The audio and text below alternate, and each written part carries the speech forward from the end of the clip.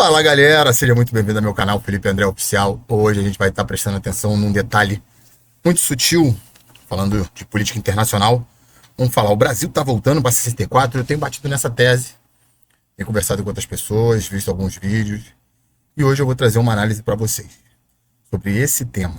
Mas antes de começar esse vídeo, deixe seu like, se inscreva no meu canal, ative as notificações. Vamos para o vídeo.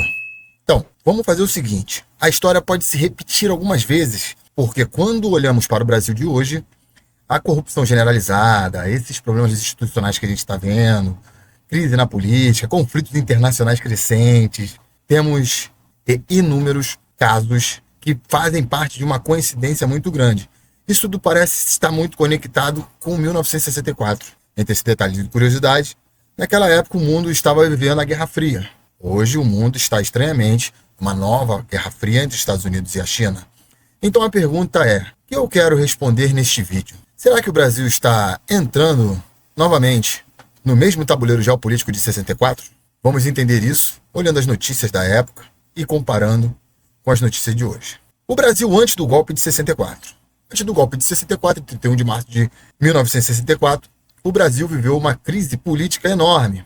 O presidente da época, João Goulart, e o país estava completamente polarizado. Era coincidência com hoje? É só mera coincidência. Uma parte dizia que eles estavam tentando transformar o Brasil em um país socialista. Conseguiram. E outra parte dizia que as elites estavam tentando derrubar o governo popular. E aí começou as manchetes. Muito interessante. Na época, em 1964, todo mundo já sabe disso, o jornal O Globo, na página 2 de abril de 1964, ressurge a democracia. Esse edital defendia a intervenção militar, dizendo que ela salvaria o Brasil dos comunistas. O Jornal do Brasil de março de 64. Forças Armadas agem para restaurar a ordem.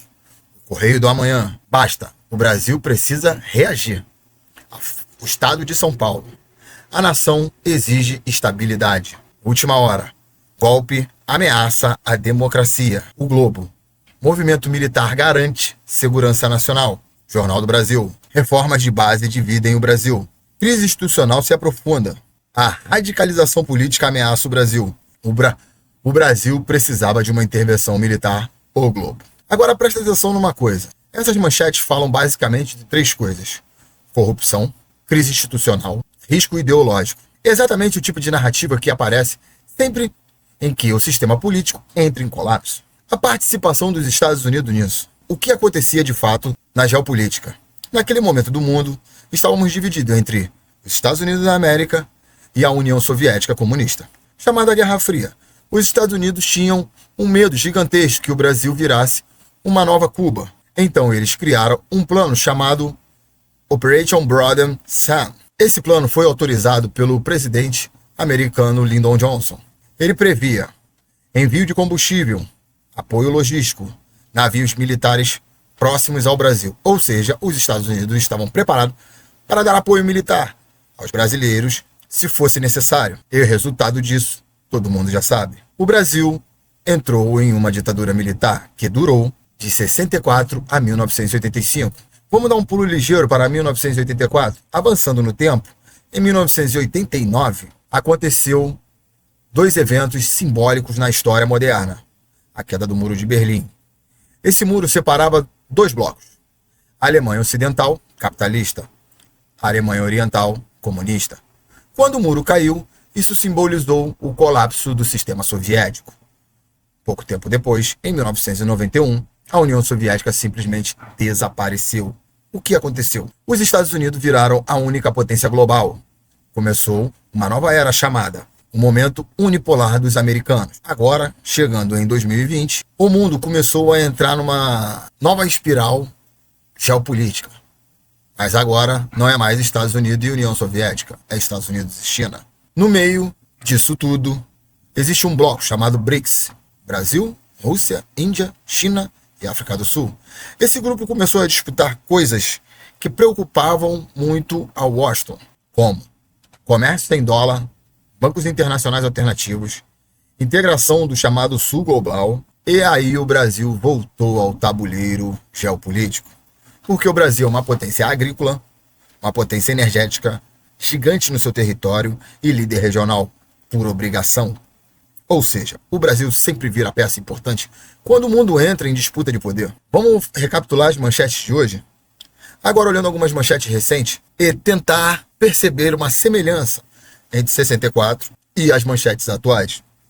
Crise institucional aumenta a tensão entre os poderes. Judiciário entra em conflito com setores políticos. Militares voltam ao centro do debate político. Brasil reforça a aliança com os BRICS. Estados Unidos ampliam presença estratégica na América Latina. Disputa entre Estados Unidos e China se intensifica. Criminalidade organizada passa a ser tratada como uma ameaça internacional. Brasil discute novas alianças internacionais. Tensões diplomáticas crescentes no cenário internacional. Debate sobre soberania nacional volta à pauta. Percebeu uma coisa? A história não se repete exatamente, mas ela rima. Agora, se você entende um pouco de história, eu vou deixar aqui no link da minha descrição desse vídeo para você ter a oportunidade de pegar o PEC Nostalgia.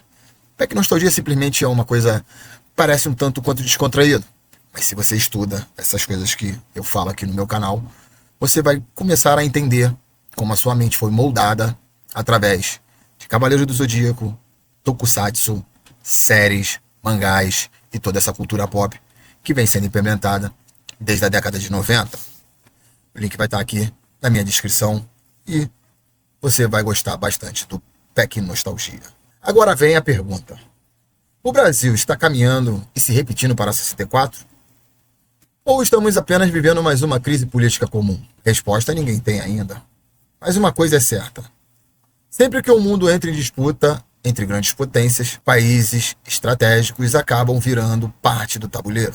O Brasil é um desses, meu irmão. Sempre que estiver nesse tabuleiro, você vai perceber que as coisas aqui vão mudando. Se você curte esse tipo de análise que eu faço aqui no meu canal, te convido a participar, se inscrever e dar uma curtida. Agora eu vou deixar 2 vídeos aqui no canto da tela para você ver outros raciocínios geopolíticos e históricos que eu sempre trago aqui no meu canal.